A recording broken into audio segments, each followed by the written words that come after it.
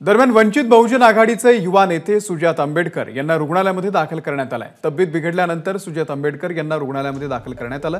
निवडणूक प्रचाराच्या धकाधकीमध्ये त्यांची प्रकृती बिघडल्याची माहिती आहे। 14 एप्रिल नंतर पुन्हा एकदा वंचितच्या उमेदवारांच्या प्रचारामध्ये आपण ऍक्टिव्ह होणार असल्याची माहिती स्वतः सुजात आंबेडकर यांनी दिली। 2 दिवसापासून माझी जरा तब्येत वाईट असल्यामुळे मी जरा हॉस्पिटलमध्ये ऍडमिट आहे, आयव्ही करायला लागलो। पण सर्व कार्यकर्त्यांना मी एक गोष्ट सांगतो की काळजी करायची काही गरज नाही। मी ठीक आहे, डॉक्टरांनी 2 दिवस फक्त विश्रांती आणि रेस्ट घ्यायला सांगितली होती। पण आपण सर्वांनी काम थांबवू नका। आपण सर्वांनी जिद्दीने ज्या पद्धतीने काम चालू आहे त्या पद्धतीने काम करायला लागा। मला जरी एक 3-4 दिवसाची रेस्ट सांगितली असेल तरी मी 14 तारखेपासून जयंतीच्या दिवसापासून जोरदार कामाला लागेल आणि I will be back in action. ABP माझा, उघडा डोळे बघा नीट।